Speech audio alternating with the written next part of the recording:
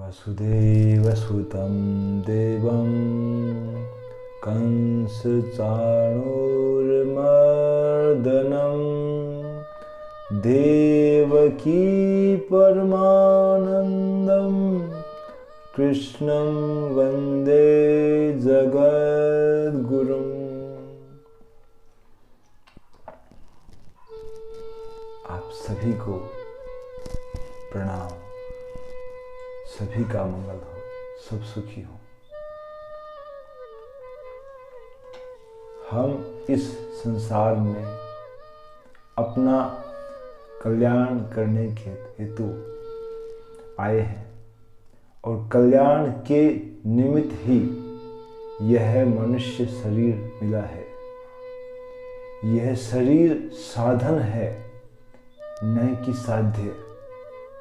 भगवद गीता के दूसरे अध्याय के 11वें श्लोक से जब भगवान अपना उपदेश कहना आरंभ करते हैं तो पहली बात देह की ममता पर प्रहार करते हैं। नैनम छिन्दन्ति शस्त्राणि नैनम दहति पावकः न चैनम क्रीडन्त्यापो न शोषयति मारुतः ऐच्छेद्योऽयं दाह्योऽयं अक्रीडस्वस्यैव च नित्य सर्वगतः स्थाणुर् अतुल्यं सनातनः। वासांसि जीर्णानि यथा विहाय नवानि गृह्णाति नरो प्राणि तथा शरीराणि विहाय जीर्णा नन्यानि संयाति नवानि देहि। कि हे अर्जुन, ये शरीर नित्य परिवर्तनशील है। यह हम जैसे वस्त्र मैला होने पर परिवर्तन करते हैं, ठीक वैसे ही शरीर वस्त्र की भांति परिवर्तित किया जाता है। और जो शरीर के भीतर वास कर रहा है, देही जिसे शरीरी कहा है, जिसे अनश्वर कहा है, जिसे अविनाशी कहा है, जिसे अज कहा है, अजोयम अनित्योयम नायम हंति हन्यमाने शरीरे। जो शरीर के मारे जाने पर भी नहीं मरता, ये न सर्वमिदं दत्तम, जिससे सारा संसार व्याप्त है, वह तत्व हमारे भीतर है। अतः साधक को अपने आप को शरीर नहीं मानना चाहिए। ये शरीर हम नहीं है। शरीर नित्य परिवर्तनशील है, जबकि आत्मा अपरिवर्तनीय है, नित्य है, सार्वकालिक है, सार्वभौमिक है, सार्वजनीन है, सबके भीतर है और एक सी है। सदैव सम रहने वाली आत्मा ही परमात्मा का अंश है। ममेवांसो जीवलोके जीवभूतः सनातनः मनः षष्ठानि इंद्रियाणि प्रकृतिस्थानि कर्षति। हम भगवान के अंश हैं। यह बात ही गर्व से भर देने वाली है, लेकिन हम अपना आपा नहीं जानते। इसी कारण सुखी दुखी होना हमारा स्वभाव हो गया है। भगवद गीता की शुरुआत साधक की देह पर प्रहार किया है, देह की आसक्ति पर प्रहार किया है। भागवत महापुराण में राजा रघुगण को जड़ भरत जी उपदेश देते हैं कि त्वं तु राजन मरिष्यति पशु बुद्धि इमाम जही। कि हे राजन, तुम मरोगे, इस पशु बुद्धि को छोड़ो। अपने आप को मरा हुआ मानना या मरने वाला मानना, ये पशु बुद्धि है। जो भगवत गीता का साधक अपने आप को शरीर नहीं मानता, क्योंकि भगवान बार बार ये बात भगवद गीता में कहते हैं कि देह तो वस्त्र है, देहिनोस्मिन् यथा देहे कौमारम यौवनम जरा तथा देहांतर प्राप्ति धीरा तत्र न मुह्यति। जैसे इस देह में बचपन, जवानी, बुढ़ापा आता है, ठीक वैसे ही वस्त्र परिवर्तन भी होता है। धीर पुरुष वहां विचलित नहीं होते।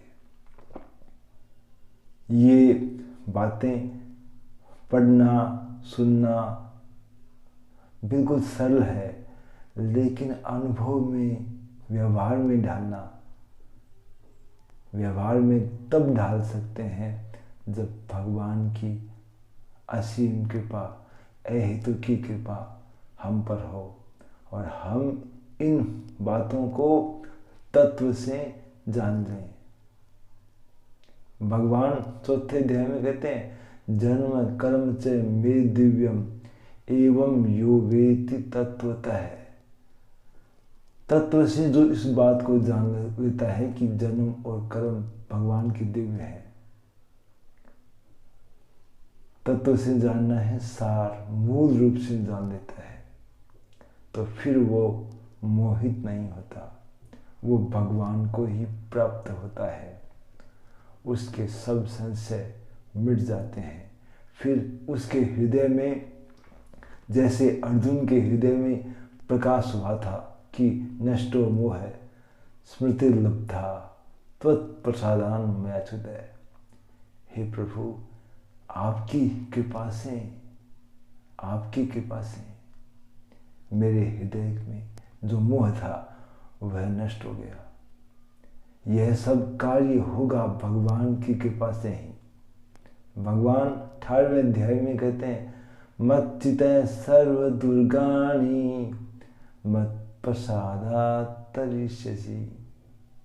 हे अर्जुन, मुझ में चित्त लगाने से सर्व दुर्गाणि, सभी कठिनाइयों को मत प्रसादात् तरिष्यसि, मेरे प्रसाद से, मेरी कृपा से तो पार हो जाएगा।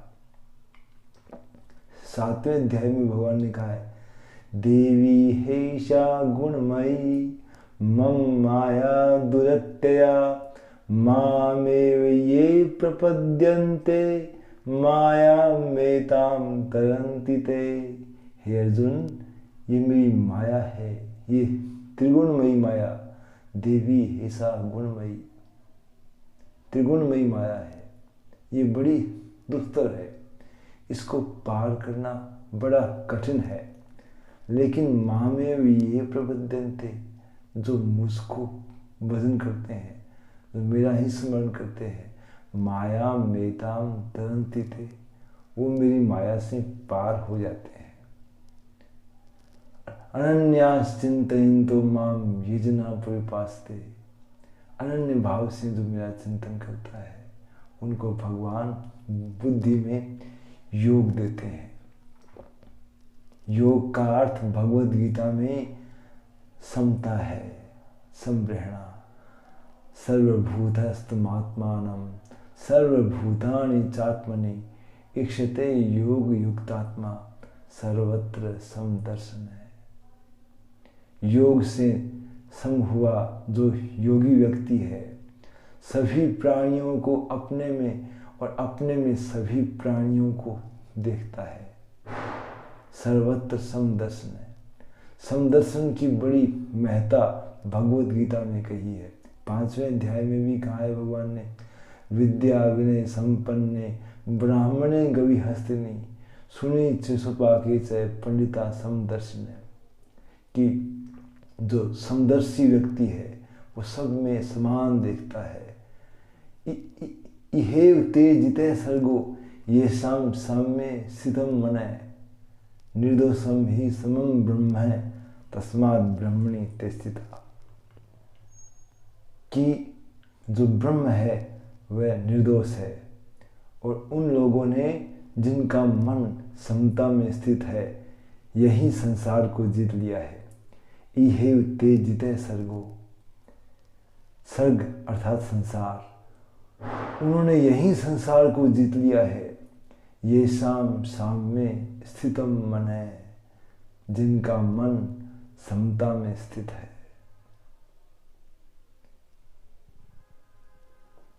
समता में जिन्होंने सुख दुख, सुखम भवतु वा दुखम सहयोगी परमो मत है, तो सुख दुख को समान मान लेता है, वह परम योगी। दुखी श्रुतिग्रमणा सुखी सुविदित स्प्रिय है। तो भगवत गीता में सम रहना, समता को ही योग की संज्ञा दी है। तो यदि हम सम हैं तो हमें अधिक प्रयत्न नहीं करना पड़ेगा, क्योंकि जो आने जाने वाली परिस्थितियों से मन की दशाओं को विचलित करता है, वही सुख दुख का भोक्ता बनता है, वही अपने आप को भोक्ता मानता है। वह नहीं, जो ज्ञानी है उसके लिए तो सभी गुण प्रकृति के गुणों के द्वारा ही संपन्न किए जाते हैं। भगवद गीता में कहा है 3 अध्याय में, प्रकृति क्रियमाणानि गुणे कर्माणि सर्वस्य अहंकार मूढ़ात्मा कर्ता अहम इति मन्यते। कि जो अहंकार से जिसका चित्त मोहित हो गया है, वही अपने आप को कर्ता या भोक्ता मानता है। बाकी सब तो भोक्ता का भाव उसी के मन में आता है जो अपने आप को देह मानता है, और जो अपने आप को देह नहीं मानता उसकी देह में आसक्ति नहीं होती, और फिर उसके कर्म करने में, फल चाहने में कहाँ से आसक्ति होगी।